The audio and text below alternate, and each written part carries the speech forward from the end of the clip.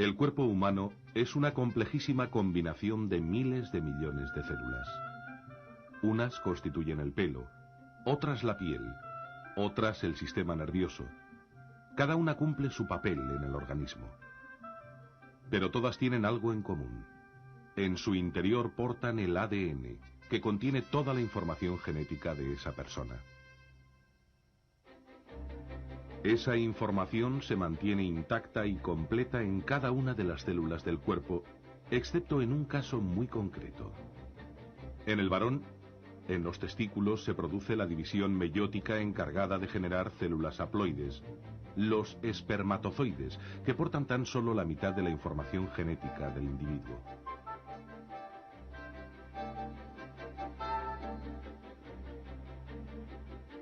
El objetivo de estas células es la fecundación.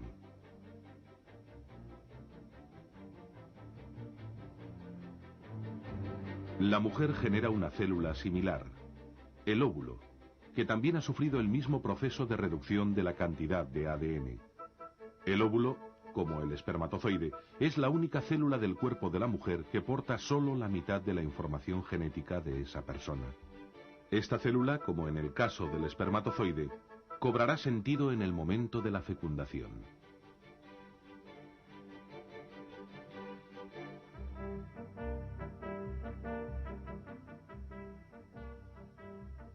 El contenido de ADN permanece intacto en todas las demás células de la madre y del padre. En ella vienen grabadas todas las características físicas del individuo, desde el grupo sanguíneo hasta el color de los ojos.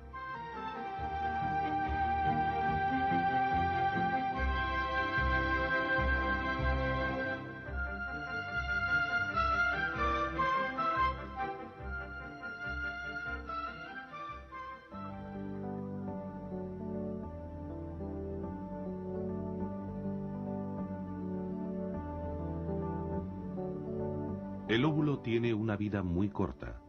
Si no es fecundado, se mantiene vivo tan solo 24 horas después de la ovulación. Durante ese tiempo desciende lentamente por la trompa de Falopio hacia el útero. Sucede lo mismo con los espermatozoides. Solo viven 24 horas.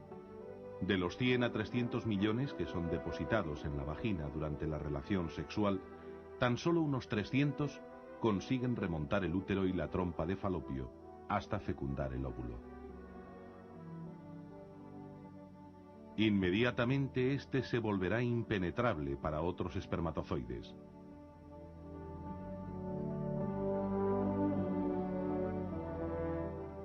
Fecundado el óvulo, los pronúcleos masculino y femenino se fusionan.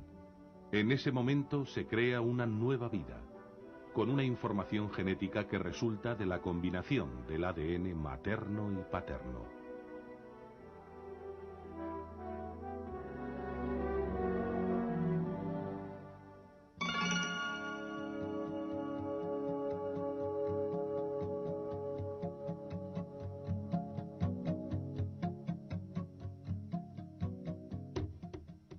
Desde el momento de la fecundación, la madre es portadora de un nuevo ser, con una carga genética nueva y completa. Entre esa información genética está el sexo del nuevo individuo. El cigoto así formado se divide y se inicia la segmentación del mismo, multiplicándose el número de células.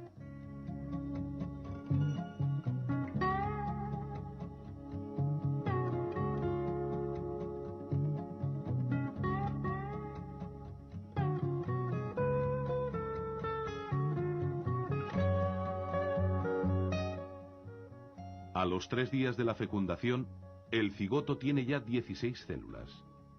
Al llegar a la cavidad uterina, las del interior se agrupan.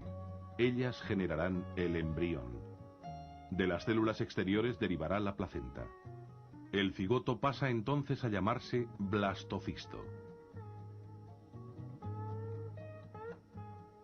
El útero de la madre espera la llegada del blastocisto en las condiciones adecuadas para su anidación.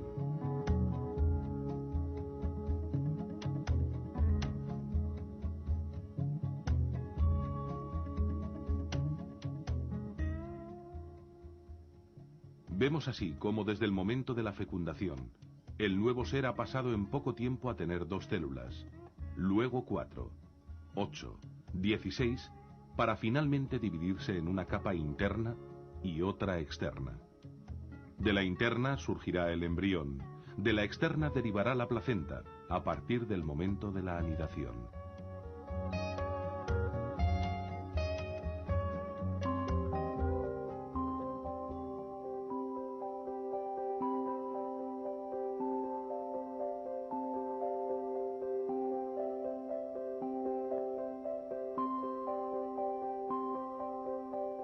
Tras anidar, el blastocisto continúa su desarrollo en el endometrio materno. Veremos ahora el motivo por el que el blastocisto se había diferenciado en una capa externa llamada trofoblasto y una interna denominada embrioblasto.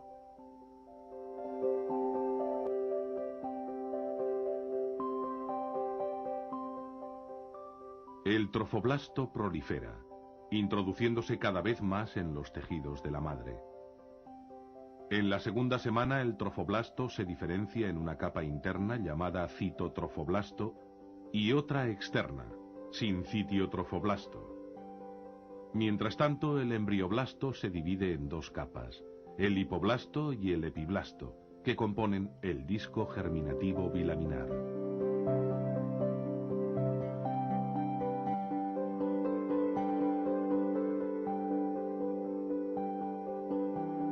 El rápido crecimiento de las capas externas crea 2 cavidades en torno al embrioblasto. Estas cavidades van a rodear y proteger desde ahora hasta el momento del parto al nuevo ser, que se encuentra rodeado por el líquido amniótico contenido en su cavidad.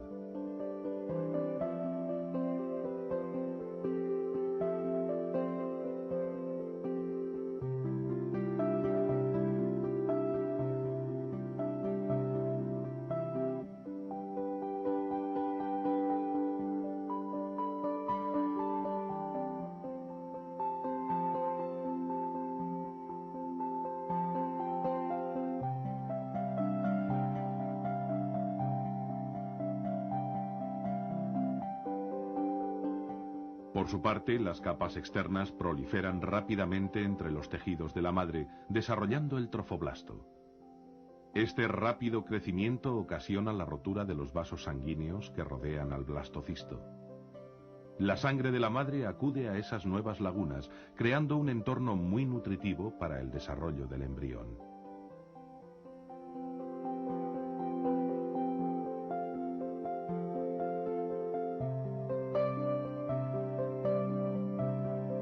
El crecimiento del disco germinativo es lento en comparación con el del trofoblasto. Al final de esta semana, el disco germinativo se encuentra entre 2 cavidades, sujeta por el pedículo de fijación dentro de la cavidad coriónica. Este pedículo será luego el cordón umbilical. El trofoblasto comienza a desarrollar las vellosidades necesarias para que se inicie la circulación uteroplacentaria.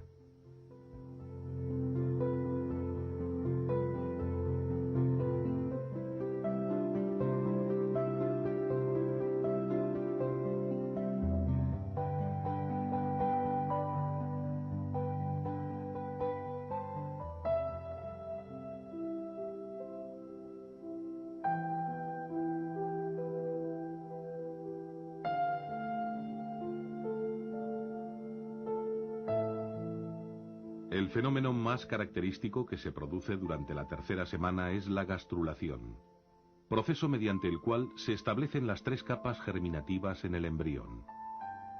Así comienza a surgir una nueva capa celular entre las que componían el disco bilaminar.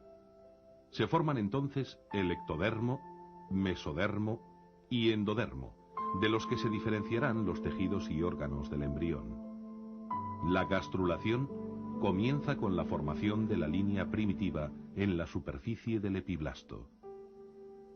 El disco embrionario, en un principio aplanado y casi redondo, poco a poco se alarga y se ensancha en el extremo cefálico. Al final de esta tercera semana, el embrión mide poco más de 1 milímetro. El trofoblasto prolifera, avanzando rápidamente, y lo que antes eran pequeñas vellosidades, ahora se convierten al proliferar y ramificarse en el corión frondoso, que dará lugar a los cotiledones placentarios. La sangre materna riega todo este sistema, necesario para alimentar el desarrollo embrionario. A partir de ahora, la madre aportará al feto los elementos nutricios y el oxígeno que necesita, retirando a su vez los desechos correspondientes.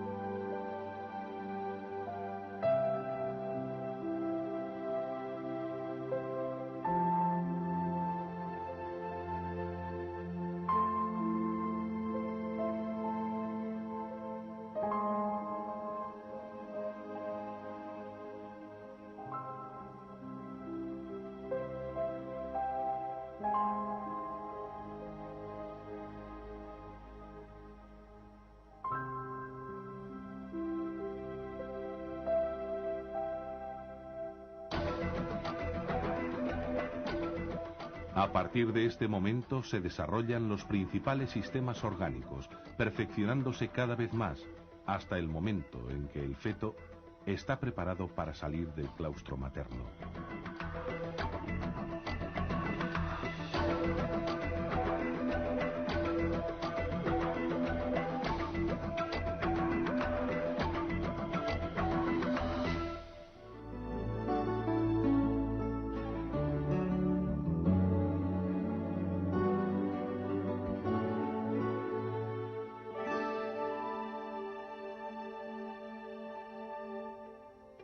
Desde el momento de la fecundación se han sucedido una serie de acontecimientos que desembocan al final de la tercera semana en el desarrollo del disco germinativo trilaminar.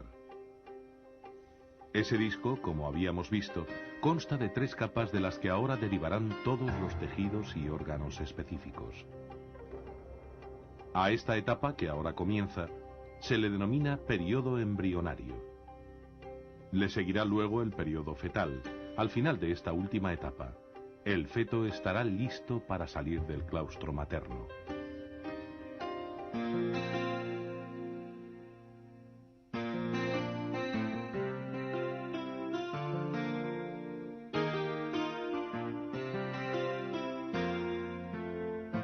Entre la tercera y octava semana, cada una de las 3 hojas germinativas da origen a los tejidos y órganos correspondientes.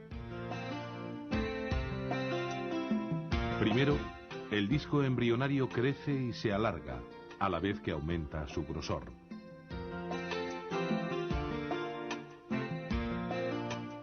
Se forma así la placa neural, a partir de la cual se irá desarrollando la cabeza del embrión.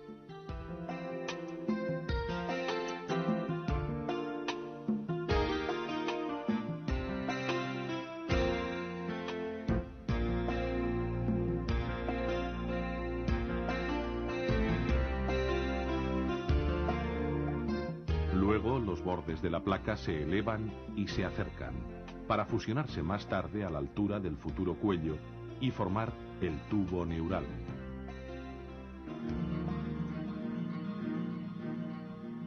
El proceso se completa al acabar de cerrarse el tubo neural, formando la médula espinal y las vesículas cerebrales.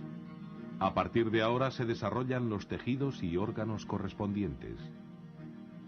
Al crecer rápidamente el sistema nervioso, el embrión se pliega, lo que comienza a dar la forma redondeada del cuerpo. Este fenómeno rodea a la capa interna, el endodermo, en la que se genera todo el tracto gastrointestinal, el aparato respiratorio y urogenital, el hígado y el páncreas, además de otros tejidos y órganos. Esta etapa es fundamental para el desarrollo correcto del embrión y al mismo tiempo la más sensible a la producción de defectos estructurales. Como consecuencia de la formación de órganos al final de la octava semana, han aparecido ya los principales rasgos del cuerpo humano.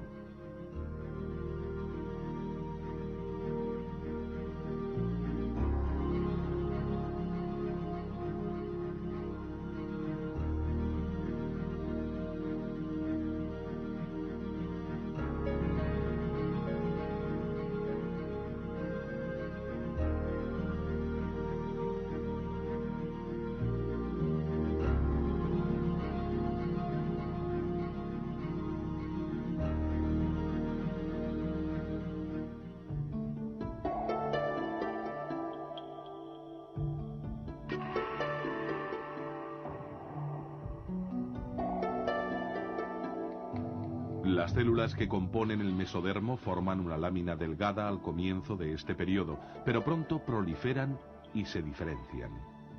De esa diferenciación nacen los músculos, cartílagos y huesos, el tejido subcutáneo y todo el sistema vascular. Se van conformando el corazón, las arterias, las venas y todas las células sanguíneas. Además, origina el sistema urogenital, riñones, gónadas y sus conductos. En la sexta semana, el corazón impulsa la circulación.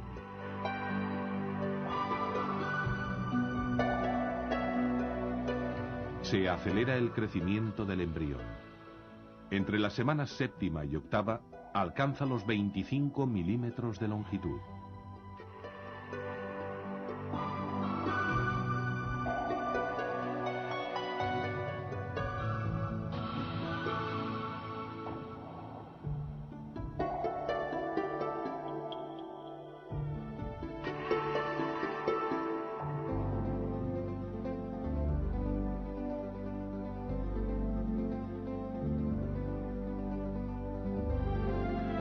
Como hemos visto, el rápido crecimiento del sistema nervioso era el causante del plegamiento inicial del embrión.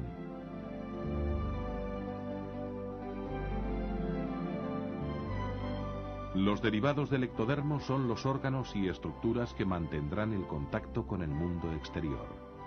El sistema nervioso central, el periférico, la piel, el pelo, las uñas y los órganos sensoriales, oído, nariz y ojos. El día 30 se pueden diferenciar ya las piernas y los brazos. La cara comienza a formarse. El día 38 surgen los dedos de las manos y de los pies. Al final de la séptima semana de desarrollo, el embrión tiene ya conformada su estructura y aparecen los primeros reflejos a estímulos del exterior.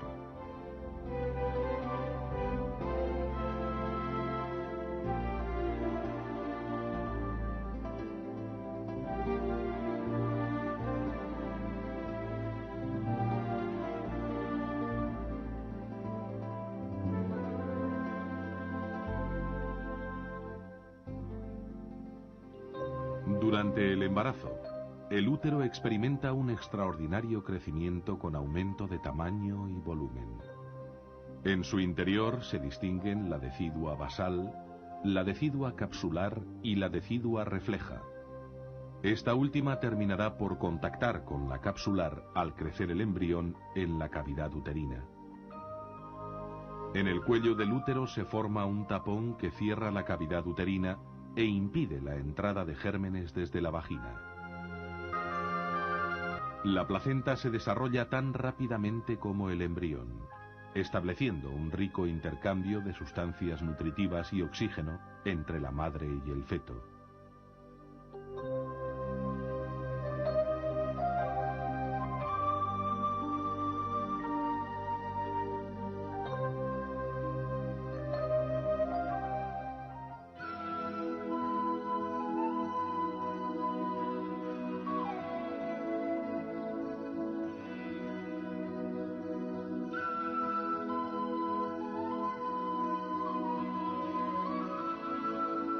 El periodo fetal se extiende desde la 9ª semana hasta la fecha del parto.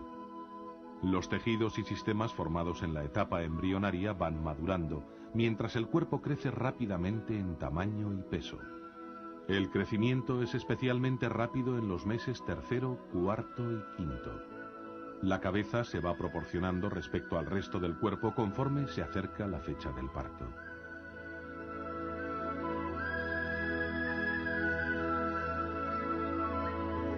La ecografía nos permite ver las fases del desarrollo embrionario y fetal. Ya en la 8ª semana reacciona a estímulos exteriores. En esa semana tiene lugar también la diferenciación sexual. En la 10ª semana el feto pesa entre 15 y 25 gramos y es capaz de abrir y cerrar la boca. En la 13ª semana surge el reflejo de succión. Los ojos y las orejas se sitúan en su posición definitiva. Más tarde, las extremidades alcanzan su longitud relativa en comparación con el resto del cuerpo. Los movimientos del feto no son todavía percibidos por la madre.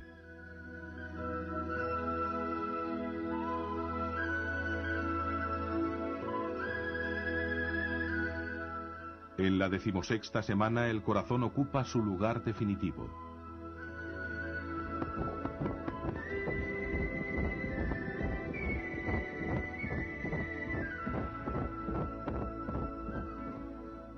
Poco después, el feto desarrolla rápidamente los sentidos.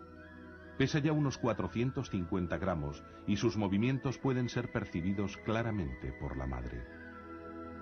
A partir de entonces, el feto se limita a crecer y prepararse para su salida al exterior. El contorno corporal se redondea debido al depósito de grasa subcutánea que va a proteger al recién nacido.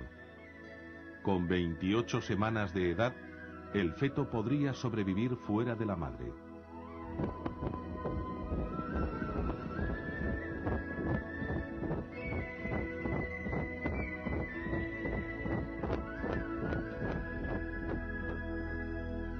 Durante los 2 últimos meses, el feto duplica su peso.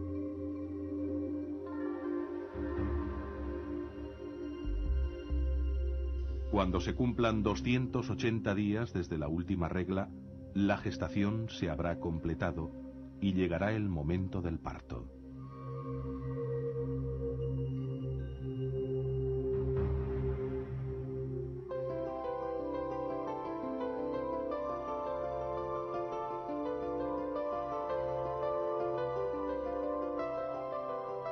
A las 40 semanas de la última menstruación, el feto ya está preparado para nacer.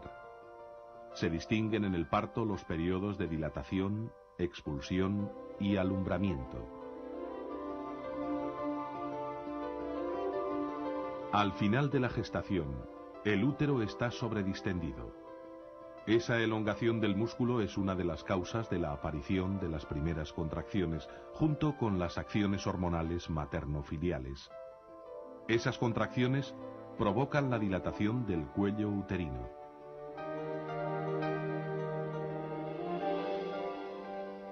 Se dice que esa dilatación es completa cuando alcanza los 10 centímetros de diámetro. En ese momento ocurre la rotura de la bolsa de las aguas, con la correspondiente salida del líquido amniótico.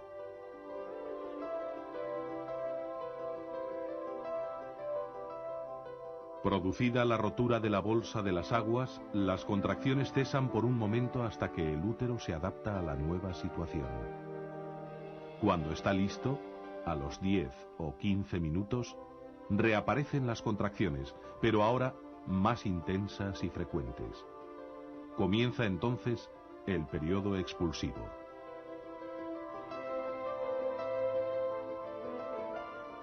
En este momento, la madre, a la vez que siente las contracciones, siente también la necesidad de empujar con la pared abdominal. Esos pujos son cada vez más frecuentes y de mayor duración, conforme el feto va progresando a través del canal del parto.